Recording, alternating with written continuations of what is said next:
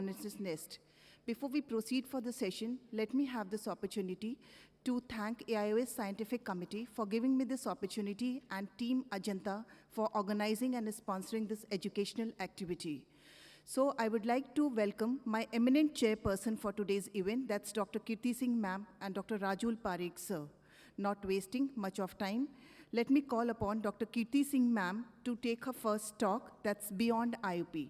Dr. Kirti Singh ma'am is a teacher par excellence and a facilitator and mentor.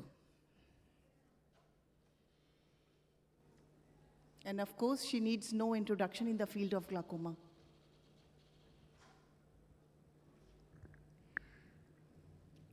Hello. Thank you, Dr. Shweta, for that kind introduction. Mic neeche karna hai. Do you have a pointer, please?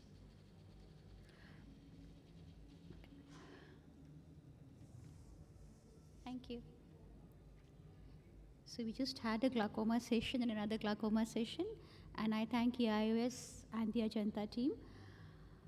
So my topic given to me by the team was Beyond IOP. I'll be covering vascular primarily and some neurological aspects of glaucoma. Now we all know that retinal and optic nerve blood vessels have no autonomic innervation. Unlike the strong autonomic input to choroidal blood vessels, these vessels depend on autoregulation. And basically in glaucoma, what happens in the vascular aspect is that there's disturbed autoregulation or dysregulation as we call it, and that causes ischemia and reperfusion damage. Decreased blood flow velocities in both short posterior ciliary artery, central retinal artery and retrobulbar vessels have been documented, with increased indices of resistive index and decreased blood flow being documented with faster progression. The basic concept is perfusion instability. So let's come to this. All these evidence for ocular blood flow came from landmark studies of EMGTS, CMTTS, which said that despite IOP control, glaucoma could progress. And then these multiple studies of Egna, Newmark, Baltimore, and Proyecto studies, and especially the LAIL study, came up with the concept of perfusion pressure, where the systolic blood pressure and the diastolic pressure reduction or the systolic pressure increase was linked with glaucoma. And the perfusion pressure concept came in that less than 50 millimeters of mercury, and some say 55, but there's no hard and fast figure, increase the risk of developing glaucoma 4 times. So much so that ocular blood flow came to be in the consensus series 6 in 2009 that compromised ocular blood flow, primarily low ocular perfusion pressure of less than 50 to 55, and deranged vascular autoregulation in optic nerve head was identified as independent risk factor for glaucoma progressions. The formula given for OPP is pretty confusing, but what we normally use is the diastolic OPP, or the DOP as we call it, diastolic blood pressure minus IOP, which should be more than 55 or 50. Now let's come to vascular dysregulation. There are 2 types, primary and secondary. We will all know about the secondary with rheumatoid arthritis, temporal arthritis, Raynaud's phenomena, and multiple sclerosis, where the endothelial levels go up and the glaucoma incidence and prevalence and progression both go up, especially the NTG variety. But what we don't know about much is the primary vascular dysregulation, or the Flemmer syndrome. Usually type A personalities with cold hands, cold feet, migraine, reduced thirst, systemic hypotension, especially at night. This problem starts at puberty and improves at menopause, seen commonly in females. This is very highly linked with normotensive glaucoma. The other aspect is the blood pressure. That's a big player. Let's talk about some aspects of blood pressure. One is the nighttime dip or the nocturnal dip. It is both physiological as well as non-physiological. Physiological can be the systolic blood pressure dips by 10 to 12%, diastolic by 14 to 17%. It happens in 2/3 of normal individuals. You and me, normal individuals, 2/3 of us will have that physiological dipping at night of the blood pressure. Non-dippers also are there, which have a declined or absent or blunted dip, less than 10%. This does cause impaired microcirculation, increased toxic free radical production, and especially if the person has hypertension and there is no nocturnal dip, or it's a non-dipper, increased risk of CVC events, cardiovascular events. However, there are otherwise non-physiological dippers which have extreme dip of blood pressure, more than 20%. Physiological non-dippers is less than 10%, and non-physiological are more than 10%, and they have been identified with visual field progression. So one was the night time, and second is the night posture, sleep and posture. There's a circadian peak at night, IOP peaks at night, early morning. We know that by our diurnal studies, and causes increase because of increased outflow resistance. BP, as we just discussed, there's a nighttime dip. So there's a perfect storm of low ocular perfusion pressure with reduced ocular nerve head perfusion at nighttime. The second thing is the posture. Sitting IOP is less than supine IOP, even at sleep time, and sleep posture influences with a 30 degrees head-up position vis-a-vis flat position, causing a reduction in 3.2 millimeters. Again, these figures are obviously not hard and fast, but what it means is that sleep posture does influence the IOP. Almost 20% reduction in 35% cases with no differences in blood pressure. You would assume that it would be related to the blood pressure, but this is IOP reduction per se. And so obviously these people sleeping in the railway station have a right point that they have raised their heads a little bit. So that sleep posture is important. Then the next thing is obstructive sleep apnea syndrome. OSAS has been linked with compromised optic nerve perfusion because of transient hypoxemia. OSAS patient with no glaucoma history have thinning of retinal nerve fibers, choroid and macula. Negative correlation has been seen with apnea-hypopnea index. And obesity supine position has been linked with increased intracranial pressure. And the treatment for OSAS is continuous positive AFA pressure therapy, which itself will increase the IOP. And this has been linked to be, again, independent of intraocular pressure. This OSAS studies with the blood flow. So as you can see, snoring, obesity, if it's there, that's another risk factor for normal tensive glaucoma. Other systemic conditions affecting the ocular perfusion are hypertension, we know about that, diabetes, Raynaud's phenomena, migraine, episodes of hypovolemic shock. It's just not hypertension actually, it is more of hypotension. And hypercoagulable states, obstructive sleep apnea, new buzzword, and thyroid disease, and systemic medications, of course. So there are other vascular conditions which are affecting the ocular blood flow. Hypertension, both coexist because both are in elderly patients. Each 10 mm increase in systolic blood pressure has been linked with 0.3 mm increase in intraocular pressure and impaired ocular perfusion because of the altered epithelium sodium transport, which causes kidney problems as well as ciliary body epithelium issues. This LAIL study is a beautiful study which you can go up and read up, almost in 6,000 patients with hypertension, no hypertension, OHE, where they identified that 10 millimeter increase in systolic perfusion pressure with blood pressure was linked with 0.33 mm of increase in IOP, and both systolic and diastolic, let's not go by the figures, but both systolic and diastolic were linked with increased IOP, and low perfusion pressure again was reiterated as being the critical factor. However, there are naysayers, and the Beijing Eye study on adult population not using anti-glaucoma medications did not find any link of open-angle glaucoma with systolic or diastolic blood pressure. In our studies, we have been doing ocular blood flow for the last 15 years with our Department of Radiology, and we did show that this patient who had a reduced ocular blood flow in asymmetrical glaucoma, after trabeculectomy, the blood flow dramatically increased. CSF pressure is a new player, translaminar cribrosa pressure difference, and now glaucoma, the optic normal tension glaucoma can be thought of as putative optic nerve sheath syndrome, that is diseased optic nerve in CSF environs. Link with chronic neurodegenerative conditions like amyloidopathies, and has been linked with cholinergic transmission, which has given rise to the choline injection and drops as putative treatments for glaucoma. So much so that a lymphatic system has been identified which is common to Alzheimer's, Parkinsonism, and glaucoma, and this dysfunctional system reduces CSF pressure in glaucoma, and that is what is causing the reduced perfusion pressure. Many studies disprove age as being the primary cause, and we all know about meditation and the CNS effects on glaucoma. So when do we go looking for these things? Do we actively go and look for neurological or the blood flow problems? Neurological evaluation in normal tension glaucoma, are they worth the effort? This study said no.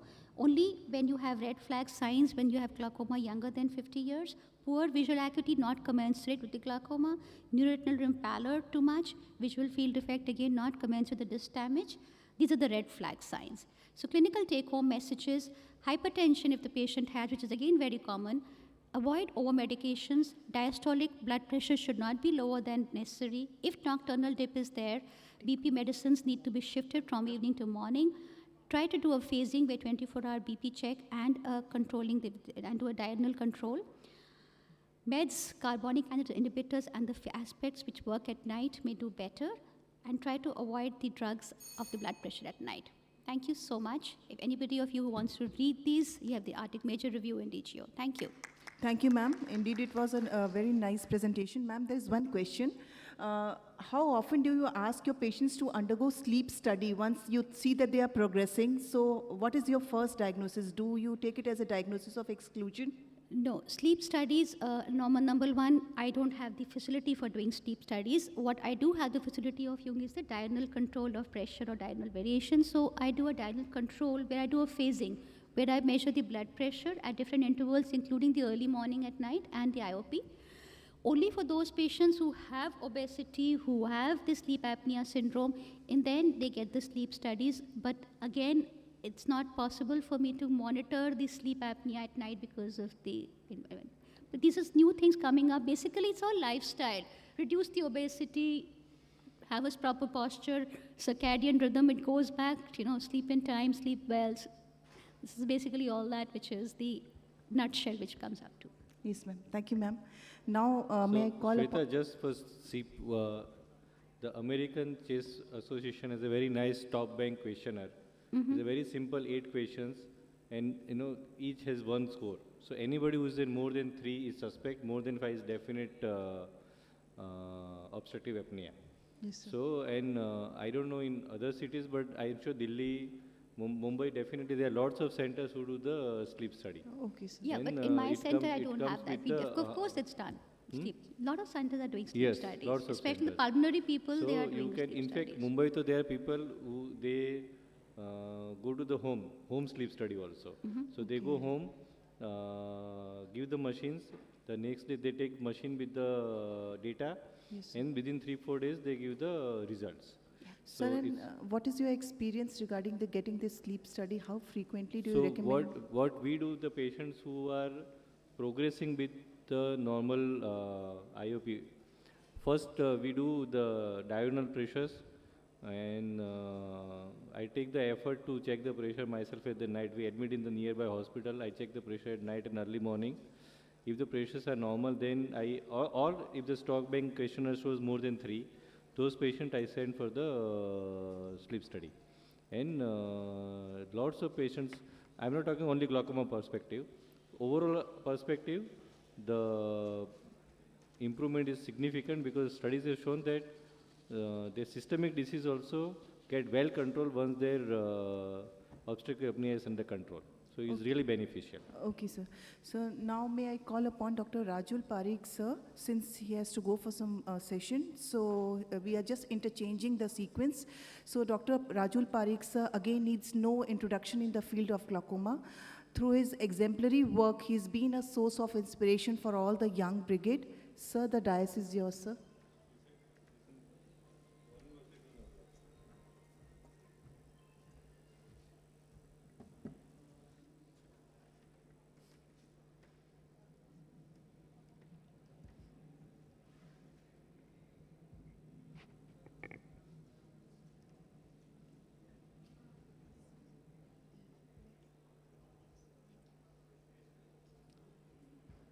We just finished. Are you opening the presentation? Then Rajul Parikh.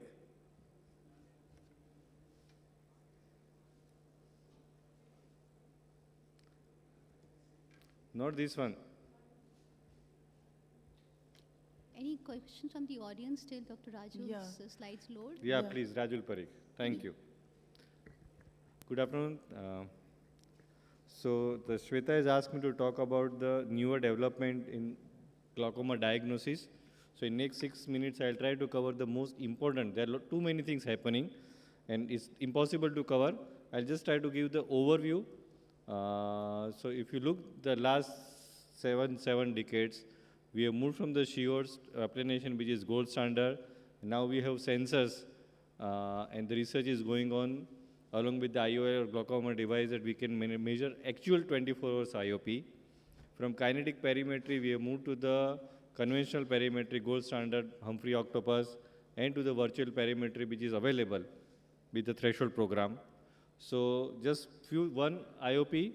So these are the IOP sensors, which it can be implanted along with the IOL or glaucoma drainage devices.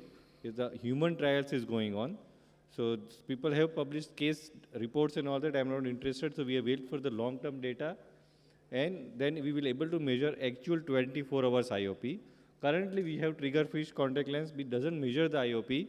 So if we check the one pressure before we apply the contact lens and one we remove, and then we can extrapolate that fluctuation into IOP fluctuation.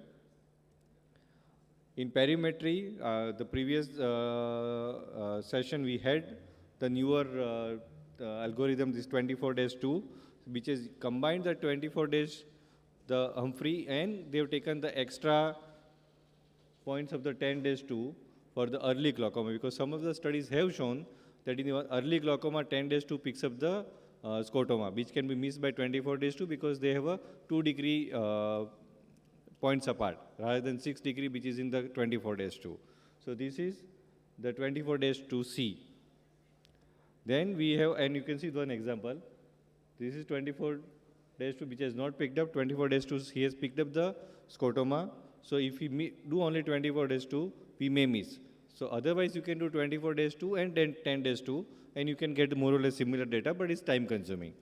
So virtual perimetry, the virtual perimetry is currently, we need more research, but it's very patient friendly. We had the company had kept the machine for few days, and we did in few patients, it's a very patient friendly, and this one of our patients' data only. You can see it's reasonably correlates, but the virtual perimetry at this point in time is I would recommend only for the patient who cannot sit longer time on the conventional perimeter, because it does not have the progression software. So full threshold data, I had asked them to give me the data of how they have collected. They have not given me the information, but they have threshold programs, so then they are claiming they have collected the normal population data. So in that case, they are good, but we need progression software if you really want to convert our perimetry from the conventional to the virtual perimeter. But at this point in time, patient who cannot sit, who are sick, then we can do the virtual perimeter and we can get decent data. Another example of the perimetry, not virtual, but Melbourne rapid field, they also have a threshold and screening data. At this point in time, whatever I have read the literature, I think they need to fine-tune their normative database to get a better outcome. So we wait for that. In previous talk, Shifal already covered in great detail the collaborating structure and function with the forum. I'll just give outline. So we have the forum glaucoma workstation. We are the first one to get in the West India. So it collaborates. So otherwise, what you need to have a disc photograph. Of course, otherwise your clinical finding. You have to see the perimetry, then you have to see the OCT, and you try to correlate. The forum does for you. So it gives you if you have a fundus camera, it gives a disc photograph, your perimetry, and OCT. And for the simplicity set, because the functional defect is what patients would complain about, they flip the OCT data horizontally upward. So your inferior RNFL defect would become correlate with the superior field defect. So you can explain the patients very clearly, and you also can see that this patient has a superior arcuate defect, patient has an inferior RNFL loss, correlates very nicely. So this is for diagnostic structure function correlation is happening. The same thing you can do for the progression also. And progression I cannot cover, but progression, it gives lots of scope. You can, if the patient is outlier, you can remove that field from your analysis. You can change your baseline. You can add your clinical outcome. You can add when you have done surgery. After surgery, you can change your baseline. You can also have a dual baseline. I may have an example. This for diagnosis I have covered. So as I mentioned, it flips the data. And for 10-2, it also gives you only ganglion cell complex. So it correlates your 10-2 and ganglion cell, not RNFL. So additional points. And for progression, this is how you can see. This is the field. It looks like is printout, and I'm just enlarged. So this is the trend analysis, regression analysis. You can have multiple parameters, and you can see like RNFL in third, it is labeled possible progression, and fourth likely progression. You can see very easily. And the same thing, patient has a progression on perimetry also, and RNFL also. Now we are not talking the correlation because they are not correlating. This patient has superior RNFL, and this patient should have actually inferior RNFL progression. So in the same print, you can see that patient machine is labeling progression, but they are not correlating. So you can look clinically and label whether patient has really progressed or not. I would rely at this point in time more to the perimetry progression as opposed to structural progression. But it gives a very fair idea that what is happening in the same printout or same machine if you have the screen there, and you can look perfectly all the parameters in one go. So to conclude, the newer options have the potential to considerably increase the quality and efficacy of modern glaucoma management because you have multiple parameters like in perimetry and OCT, which are the gold standard for glaucoma diagnosis. You can look everything together on the screen. You don't have to look perimetry, OCT, and see correlate. You can just visualize like newer machines, 24 days to see program. The newer technology like IOP sensors and all that, it's the future. I'm not sure when it will be available clinically, but it would really be helpful in glaucoma management. Thank you. Thank you, sir. Indeed, it was a time-awaited presentation because putting all the jigsaw puzzles together and simplifying the whole thing, because there are so many new things which are coming in the armamentarium of diagnostic glaucoma thing. So thank you so much for putting the pieces together. I would like to have your experience regarding, sir, that how frequently do you use, because this 24-2C uses the new, the pre-selected areas of 10-2. But do you recommend in early glaucoma cases also that the patient should undergo, because there are subtle defects? So the question 24 days to, I have not upgraded my machine, so I don't have. So we still use 24 days to C, 24 days to, and 10 days to in selected patients. So, and in future also, when I'm upgrading my machine, at this point in time, I still feel that I am going to continue using 24 days to rather than 24 days to C. And sir, like in all the because the new school of thought says that in even the early cases of glaucoma, because the initial changes are in the paramacular area. So to detect those cases, even in the initial cases where the patient is coming to us with early glaucoma, it's recommended to go for 10-2 as well. Yes. So what's your experience in that? I think I would, if I am clinically very suspicious, so along with 24 days to, I do 10 days to. So it all depends, because if your clinical skill is good enough, then the chance of missing glaucoma is not very high. So I would reiterate that a good clinical examination, how you examine your disc, is very important. So relying only on machine, so because if you do 24 days to C or 24 days to, patient can have first field, significant number of patients have a learning error. So if you have to go back to the basics, and if you have not done the disc examination, everything else is will become very, very scary actually, because then you will overdiagnose the disease. I would like to say something. Like, since if we don't have 24-2C at this point of time, I think we can always use the option of fovea on with 24-2. So you can get a better idea. Yes, if you have 24-2C, it is good, because at the same time we know what is happening in the central field also. But if you don't have, then I don't think that you need to upgrade it. You can use that that fovea. We can keep the fovea, because a lot of time people keep fovea off. Yes, I think we always keep the fovea on.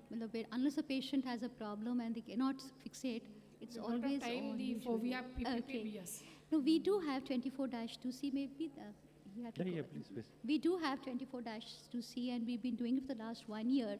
What I find is that, yeah, the points are more closer, so the 10-2 is superimposed on 24-2. But where you have a very early glaucoma, it doesn't really pick up, because already the central, but yeah, once you just have done it, do it once, it's easier, it's faster, obviously theta faster. So you do it once, but the more relevance it becomes in moderate glaucoma, where you want to pick up the early changes in 10-2, which will come later with advanced glaucoma. So at the moderate glaucoma patients, especially the ones who are not doing too well on the glaucoma drugs, for that I would go for 24-2C. But for early glaucoma, it's not really, till now, it hasn't really worked very well. Thank you. Thank you very much, ma'am, and thank you, sir. I think we are clear on the topic of when to use this 24-2C or when to go for 10-2. And as ma'am said, that fovea on, always whenever you are starting interpreting your fields, always make sure that you have opted for a fovea on image. That's more important for you. Yes, thanks. So the next speaker is, I think we are having now Enigma of Angle. Yeah. So Dr. Sudipta Ghosh, Enigma of Angle. They were just part of the red team in and they really won second place. Good, congratulations, Dr. Thank Sudipta. you, ma'am. Thank you so much. Let's have your Enigma of Angle, because actually sitting in India and angle disease not discussing is criminal, I would say. So yes, angle is very important, and she will tell you about the Enigma. Good afternoon, everybody. Thank you so much. So today I'm here to present the enigma of the angle in glaucoma. Coming to the history, Alexiotantrus first used the word gonioscopy for the Greek origins on gonio meaning angle and scopion meaning to observe. He described the anterior chamber angle using a direct ophthalmoscope and simultaneous digital pressure on the limbal region. Years later, Maximilian Salzmann was the first to use a contact lens and direct gonioscope for examination of the angle, and both are regarded as the fathers of gonioscopy. Coming to the types of gonioscopy, won't go into direct details of it. One is the direct gonioscopy, the indirect gonioscopy, and the dynamic gonioscopy. Now coming to the angle, anatomy of the angle, we all know the angle structures by now, those who specialize in glaucoma as well as general ophthalmologists. We look into the Schwalbe's line, which is a condensation of the collagen tissue and notes of the edges of the Descemet's membrane. It is an important landmark to identify because normal vessels and tissue will not cross it. The posterior embryotoxin, which is also called there, where there is no increased risk of glaucoma in these eyes, a sample in the line is defined as an abundance of the pigment in the Schwalbe's line, and an important technique in identifying the Schwalbe's line is the corneal light wedge, which allows the observer to detect and determine the exact junction of the cornea and the trabecular meshwork. Now coming to the trabecular meshwork, as you all know, it is divided into the anterior and posterior trabecular meshwork. It is an important landmark for diagnostic purposes, incisional surgeries and laser surgeries. The amount of pigmentation may vary from person to person and even from quadrant to quadrant as noted above, and the amount of pigmentation should be included in the grading of an angle. Coming to the Schrem's canal, the Schrem's canal drains the aqueous humor after passing through the trabecular meshwork. It is only visible when there is blood in the canal. It is an important structure as many surgical procedures target this area, especially many of the new MIGS devices. Scleral spur is made up of the ridge of collagen tissues. It is noted as a white color during gonioscopy. Identifying this structure helps to differentiate between the open angles from the closed angles. It is possible for the scleral spur to be covered by small, sharp-edged iris processes that reach up to the trabecular meshwork. They do not cross the trabecular meshwork and have no pathologic consequences. Next, coming to the ciliary muscle band, the anterior ciliary body band can be seen in the eyes with deeper angles. It represents the longitudinal fibers of the ciliary muscle and is a site of non-conventional or suprachoroidal outflow and is also a landmark for new surgical procedures. The iris root in the iris, the insertion of the iris is an important part of the classification of the angle anatomy. The configuration of the peripheral iris is also important to note when studying the angle structures, and the pathology that exists in this part of the angle should be noted. Now coming to the findings, we can either see pigments in various pigmentary dispersion syndrome, in exfoliation syndrome, peripheral anticyanicia, hyphema, exfoliative material, wide ciliary band, blood vessels, and iris process are few of the findings which we can pick up on gonioscopy and study the angle properly. Now coming to the few photographs of the gonioscopy that is there, as you can see, these are features of the angle structures where none of the structures are seen. The iris is completely rooted with the angle and we don't see any of the angle structures, so this can be termed as angle closure. Now coming to the Axenberger syndrome, which is a congenital problem where we see multiple iris processes blocking the angle and which may cause an raise in the intraocular pressure. Early detection of such cases is important to save the sight of the patient. Pigment dispersion syndrome again causes a lot of increase in intraocular pressure, and it can be easily picked up by gonioscopy as well as by the AIOCT and the UBM. Exfoliation syndrome, as we all know, it is usually a missed entity on gonioscopy. We usually miss the white fluffy masses that are seen. A close observation of the angle can be picked up, and we can rule out pseudo-exfoliation glaucoma. Next, coming to neovascularization is very important, especially needs to be seen in patients who are hypertensive, who are diabetic mellitus, who've got iris neovascularization. Studying the angle in such cases is important, and so that the further damage to the eye can be recovered. Trauma, very important. If we don't know how a normal angle looks like, it is very difficult to pick up an angle recession glaucoma, where we see there is a tear in the ciliary body band and the angle widens. Iridocorneal endothelial syndromes are few of the other things which can be picked up easily on the UBM as well as AIOCT for confirmation as well as on gonioscopy. Angle tumors is also very important, usually as a missed entity. We usually don't look for it, but in certain cases, if we have a closer look, we might pick up angle tumors. So no object is mysterious, the mystery is in your eye. And big journeys begin with very small steps, that is gonioscopy on your clinical examination, and we should never underestimate the big importance of small things like the angle structures. Hence, my eyes are the favorite part of me, not for how they look, but for how they see. Thank you very much for your patient listening. Thank you. Thank you, Dr. Shweta, for covering that topic. Any questions from the audience? From the audience who is there, how many of you ensure that your patients get gonioscopy at least the first time and then subsequently every 2 years? All right. And those of you who are teachers, do you make it a must-know area? Can we have the next presenter? Meanwhile, just put the slides on. How many of you ensure that the residents or the fellows whom you train would be expert at gonioscopy when they leave your institutions? Okay. So, I always give this example. You're sitting on chairs. A chair has how many legs? 4? 4. What are the 4 legs of the gonioscopy diagnosis? Pressures, disc, visual fields, and gonioscopy. One of the legs goes, the chair topples. So gonioscopy, especially in India, everywhere, but especially in India, if you don't do gonioscopy, it's actually the glaucoma wagon will topple. So all patients, in fact, now what we will do in the World Glaucoma Days, what we did was we made sure that the patients were told that this small machine which will touch your eye, ensure that wherever you are or whoever has glaucoma, कि this test, ये test आपका हुआ था और अगर नहीं हुआ था तो डॉक्टर को बोलो ये करना है. So that public awareness of gonioscopy, so that's an enigma, because most people don't do it because they think it's an enigma, it's difficult. It's a very, it just takes around 10, 20, 30 gonioscopies before you get the hang of it. Yes. And it's it's a very exquisite test. It's an exquisite test, so I don't think we should really... Actually, looking at the angle is an art. So no other machine matches it. Yes, No machine until unless matches you it. see it properly, you Yeah. won't be able to find the details. Right. So coming up next is our next speaker, Dr. Preeti Paritosh Kamdar from Mumbai, a dynamic young lady who's going to speak to us on progression in glaucoma, the challenge accepted. Dr. Preeti. Good afternoon, everyone, and I thank AIOC for this opportunity.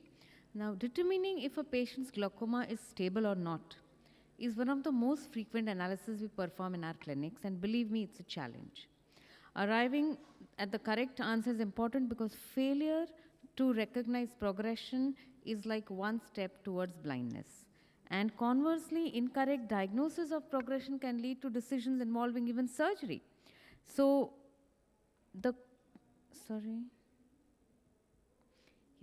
At present, there is no single modality which can give us progression on its own. and hence we need all the information we can get. The key to detecting progression is establishing a good baseline at diagnosis, and that is done by recording all this, which we usually do. You have to remember that vision in early and moderate glaucoma is a very poor indicator of progression. So what we have here is these are the methods available: disc, perimetry, OCT, gonioscopy. This is just an overview in 6 minutes. How we detect progression in gonioscopy is what I'm not going to talk about in this talk. But what you have to remember is that the sensitivity of each is different across the disease spectrum. That you cannot use each in all levels of glaucoma. So what does it mean? So what are the general principles? That if you have pre-perimetric glaucoma and early glaucoma, disc photographs, OCT and fields, all three show excellent sensitivity. If you have moderate glaucoma, the disc may be damaged to an extent where it may not be sensitive.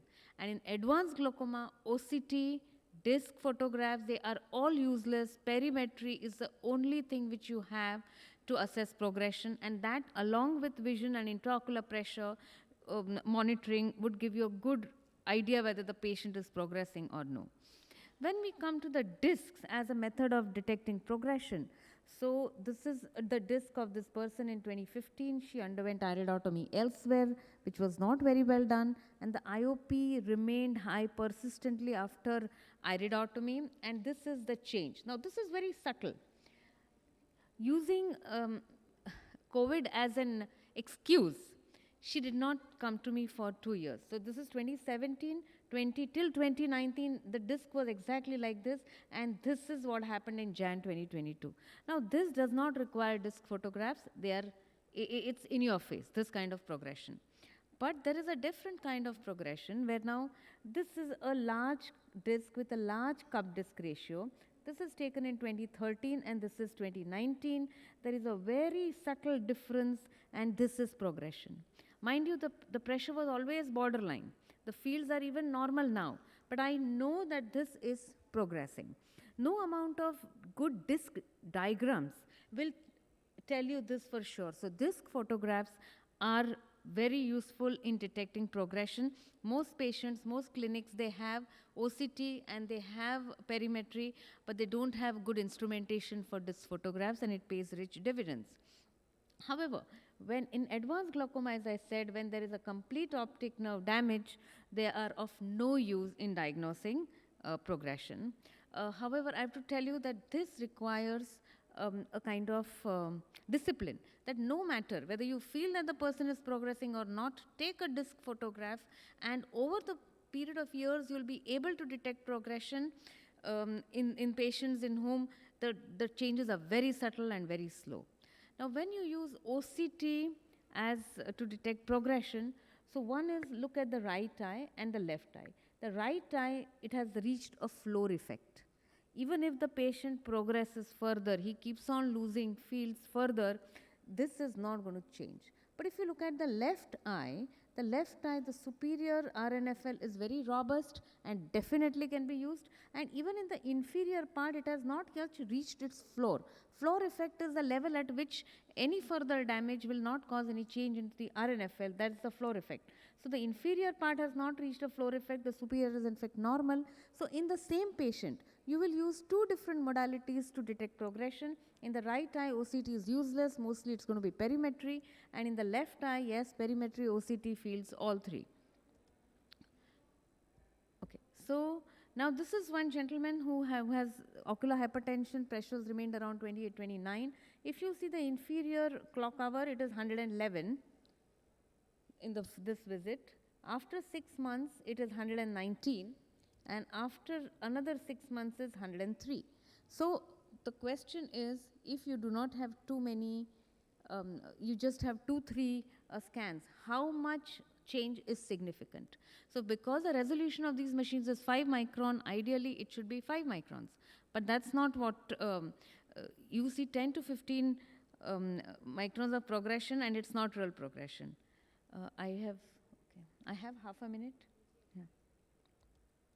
So this again overview. I'm not going to go into the details of this, but when you have more number of scans, you have this kind of printout, a GPA analysis, which helps you detect progression. One thing I have to tell you is when you're using something as a baseline, make sure that the baseline field or scan is good. Here, if you use this as a baseline, you're never going to get a good idea about progression. Now we come to perimetry. Perimetry is one test which across the disease spectrum can be used to detect progression. Now this is one field. If you see, it's an advanced field defect. Very little is left here. So in this patient, you have to create a field which will allow you to monitor it, and that you do it by doing a 10-2. And this is the other eye of the same patient. This very early field defects, it is easier for all the statistical assistance you get is for fields which are early to moderate. When you have an advanced field defect, statistics is of no use. It's you and your gut and the way you have been trained. So as I said that in moderate to early glaucomas, you have the GPA to help you. I'm not going to go into the details of that, but yes. Now this is one patient whom I had seen in 2011 November, and if you see, he has this field defect. He came to me just about a week earlier, and if you see, the field defect has increased. But does it really mean that I jumped to and his pressures have been okay? So you have to take it in the clinical scenario. I repeated the field yesterday. It shows progression, but yet I am not doing anything. So you detect progression, how you act on it is another thing altogether. And the take-home message is establish a good baseline, repeat tests at periodic intervals is a discipline, take into consideration the sensitivity of the test at which level the glaucoma is, fluctuations are the rule, always repeat and confirm. And thank you for a very patient hearing, and I thank AIOC once again. Thank you. Thank you, Dr. Preeti. Indeed, a detailed presentation. Any comments from I think Dr. Shweta, you should just put up a presentation because Yours we only or have. Dr. Subhashini? You said you wanted to go. Okay, Dr. Suhasini, please, if you can just load your slides. Any comments on the progression? Progression, look, so there are two aspects of progression quickly before the slides come on. One is perimetry and one would be OCT for all of those of you who have OCT. Again, the OCT, the jury is divided on whether you go for macular GCC for progression or you go for CP-RNFL for progression. And most of the literature says that CP-RNFL is better for progression than macular GCC. However, there are difference of opinion. But on perimetry, once you want to do progression, you have to at least have the same perimeter, 3 fields, and then go for GP analysis. Or if you don't have the same perimeter, then you have to manually actually mark out each point. And 10-2, once the progression has reached 10-2, she is right in saying, what will you do? Then obviously you lower the target pressure. But before doing that, I would just give a very simple caveat.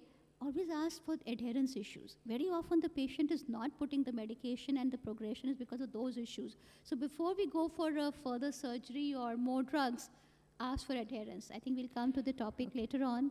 Madam, your slides are there? Yeah. Yes. I would like to welcome Dr. Subhashini, who's going to speak on OHT, the way forward. And Dr. Subhashini is from JIPMER. Ma'am. Thank you. Yeah, the topic of my presentation is ocular hypertension, the way forward.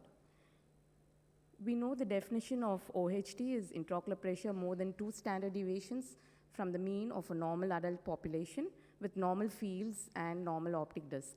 But do we know, how do we define normal visual fields and how do we define normal optic disc structure? The management of OHT is complicated simply because only a subset of patients will ultimately develop visual field abnormalities. The average monthly cost of glaucoma medication, the risk of adverse effects with therapy, the inconvenience of topical drugs, the incidence of non-compliance, and the lifelong treatment are enough justification not to treat OHT indiscriminately. What we need is a thorough understanding of the evidence-based risk factors, which risk factors play a role in decision whether or not to treat a given patient with OHT. How do you synthesize the patient's risk factor profile into a recommendation on treatment, and thus delaying the treatment of OHT matter. So these are questions which were somewhat answered by the OATS trial, which is a landmark trial, ocular hypertension treatment study, which the first phase was conducted between 1994 and 2002. And here, actually, it was just a proof of concept, and the aim was mainly to know that whether lowering the intraocular pressure would prevent or delay the conversion of OHT to POAG. Then the phase 2 of the trial was done between 2002 to 2009. Here, the main aim was to determine when treatment should be initiated. The two arms of the trial, the treatment arm, so in the patients in that arm were continued treatment after 2002, and those who were not treated were started on treatment. And then it was found whether delaying the treatment causes visual impairment and blindness later. So the phase 3 of the trial was done between 2015 to 2020, and here the objectives were mainly to determine the incidence and severity of POAG in those who developed, in those OHT patients who developed POAG, and then also to develop a prediction model to identify any new risk factors other than the 5 risk factors, which I'll come to soon. So the results of the OATS phase 1 trial was that topical medications reduce the progression of OHT to POAG from 9.5% in untreated subjects to 4.4% in treated subjects over 5 years. And they determined the risk factors, the demographic as well as the clinical risk factors for progression from OHT to POAG, which were older age, higher baseline IOP, large vertical cup disc ratio, greater PSD, and thinner CCT. In the phase 2, the results was that the cumulative proportion of POAG development after 13 years was 0.22 in the untreated cohort, with a treatment delay of 7.5 years compared to 0.16 in the treated cohort. So, and then they found that the absolute effect of early treatment in decreasing POAG incidence is greatest for high-risk OHT. CCT was the independent and strong predictive factor noted in the OATS study, and CCT of less than 5 microns had more than 3 times more risk for progression to POAG. And one thing what we need to understand is this NNT, number needed to treat, and based on the OATS, the NNT calculations showed that for every patient that is prevented from developing glaucoma, 20 patients with OHT will have to be treated. And Kaz, the principal investigator of this OATS study, and his colleagues, they stratified this number for low risk, moderate risk, and high risk. The NNT was 98 for low risk, 16 for moderate risk, and 7 for high risk. And needless to say that high-risk patients require treatment. The European Glaucoma Prevention Study was also done on similar lines to the OATS study, and their results were also similar, and they identified the same risk factors as in the OATS study. So when do you decide to start? So for this, the risk calculator would be a good starting point. It estimates the patient's 5-year likelihood of conversion from OHT to glaucoma. It's a handheld calculator, and even online calculator is available. So it's based on the 5-factor model, the age, IOP, CCT, CDR, and PSD. And when you initiate treatment is for those patients whose 5-year risk of developing POAG is 35% or more. And this has reasonable accuracy in distinguishing high from low-risk OHT patients. But the caveat is this risk calculator is more accurate in patients who resemble the participants of the OATS study. This is the handheld calculator, the scoring tool for assessing risk.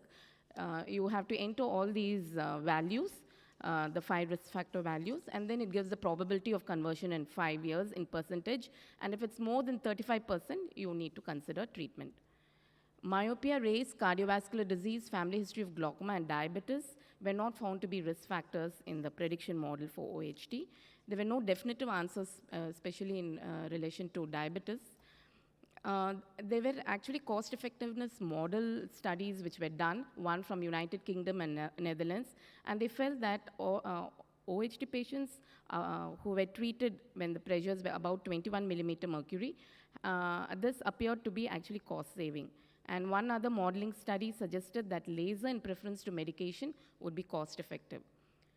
Now, so what is the way forward for OHT?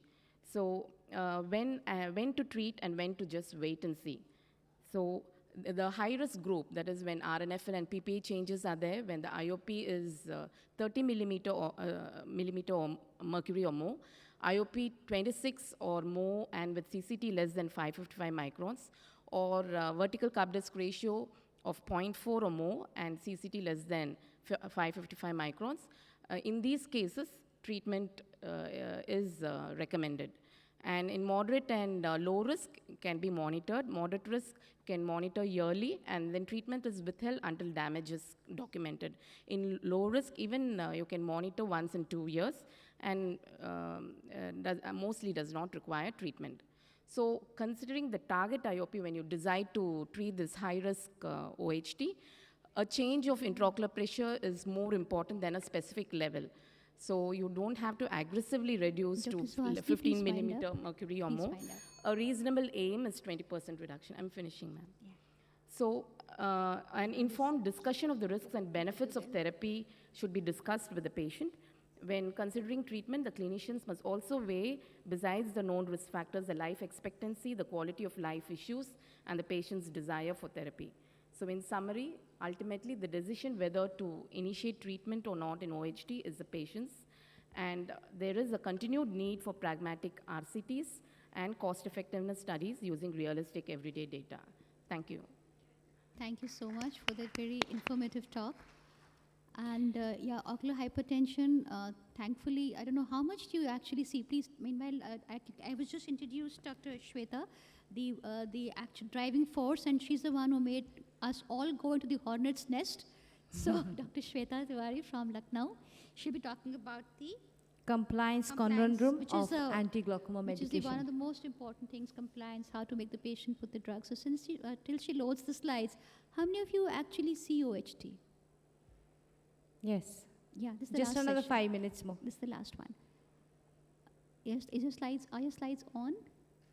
Can you Please help. put Please, the slides on, audiovisual please? people, please just help her get the slides on. That will save time. Yeah, you please carry on. A very good afternoon to all. So at the outset, I would like to thank AIOS Scientific Committee for giving this opportunity.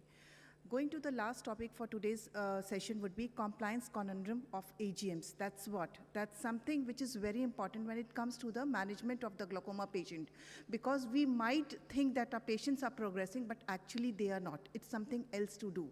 So before we go in the details of the compliance, let's have a look over the projected burden as estimated by this meta-analysis, that what is the going to be burden by 2040.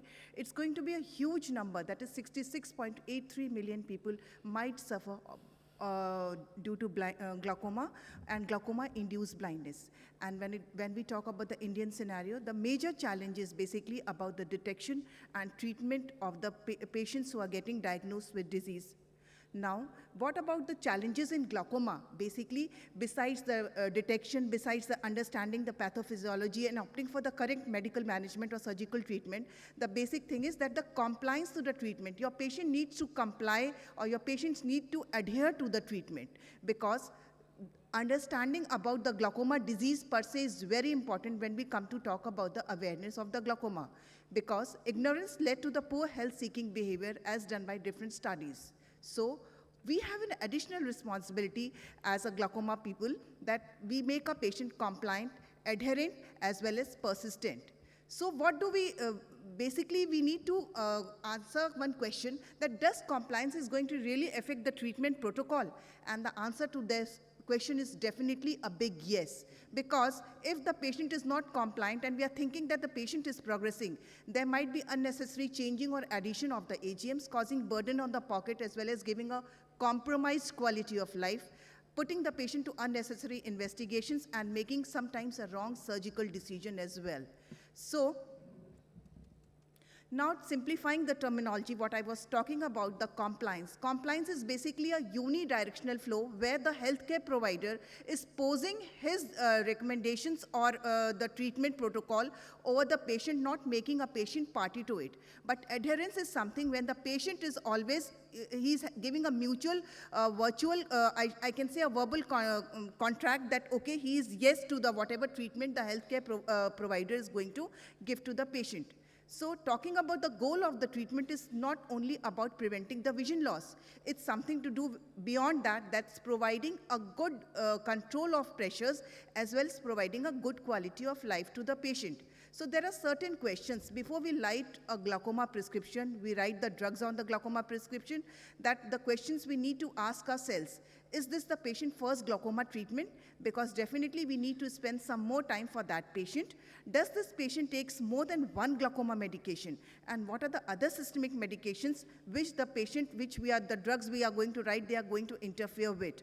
Or the patient is having any kind of allergies. So just simplifying the type of non-adherence, because here onwards I'm going to use the word adherent. So types of non-adherence could be the practical barriers and the perceptual barriers. Practical barriers, simply we all know that's a complexity of regime, the poor memory, that's cognitive barriers. Even a squeezing a bottle, that's a poor dexterity, could be a big problem for an elderly individual who is asked to put 3 or 4 times a drop in a day, or a busy lifestyle can be there. So in all, we can say that these are the communication difficulties between the patient and the physician, which boils down to a single point, that spend some 5 minutes extra with your patients to make your patient more adherent towards your treatment regime. And what will this do, and how can we achieve this? For this, we have to give verbal information to our patients through online videos for visual learners. Written information can be given. Even each and every glaucoma treatment is going to be tailor-made approach can be done. Labeling of the bottles. The punctal occlusion technique or the installation technique can be given to the patient, and you can ask your patient that, okay, show me that the way I have taught you, have you learnt about it or not, so that you can rectify it there and then. Now coming to the strategies which are used to increase the intentional non-adherence, or I can say decline that particular phase. Basically, it's all about educating your patient, educating about progressive nature of the disease, educating about the AGMs, because we are the people who are going to tell them that there is no immediate gain in the vision the minute they start stilling the drop. Because the very common belief here is that the minute you start using the drop, definitely some magic or miracle is going to happen. So you are the healthcare provider who is going to break that myth, and you can tell your patient that you are the person who is going to tell him that whether his blinding disease is going to progress or it's you can halt the disease progression. So the need of the hour is basically keeping a balance between the concern and the necessity.